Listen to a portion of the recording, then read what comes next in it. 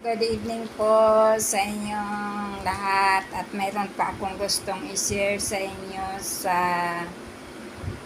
banal na kasulatan dito po sa Doktrina at Mga Tipan, chapter 15 verse 6. Sinabi niya dito, "At ngayon, Masdan, sinasabi ko sa iyo na ang bagay na magiging pinakamahalaga para sa iyo ay magpahayag ng pagsisisi sa mga taong ito upang ikaw ay makapagdala ng mga kaluluwa sa akin, upang ikaw ay makapagpahinga kasama nila sa kaharian ng aking Ama." Amen.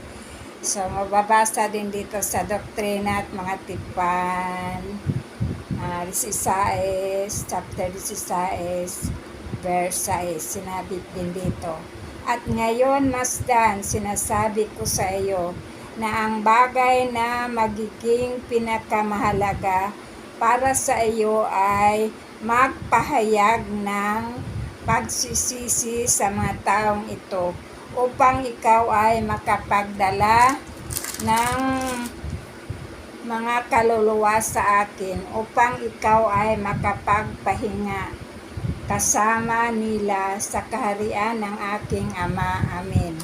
So, yan po ang gusto kong isi-share sa inyo about sa kapahingahan. So, ano ang ibig sabihin dito sa gabay ng banal sa kasulatan, yung kapahingaan? Ang nakalulugod na kapayapaan at kalayaan mula sa pagkabalisa at kaguluhan. Ipinangako ng Panginoon ang gayong kapahingahan sa kanyang matatapat na tagasunod sa buhay na ito. Inahanda rin niya ang isang dako ng kapahingaan para sa kanila sa buhay na susunod. So, yan po ang ibig sabihin sa kapahingaan dito sa gabay ng mga banal na kasulatan.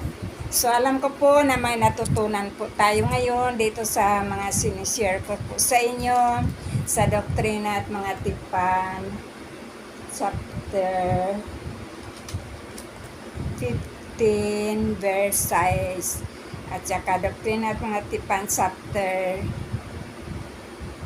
16, verse 6. So, napakahalaga po ito. Mga sinishare ko po sa inyo. Bye-bye. Thank you for watching. I love you all. Good night, everyone.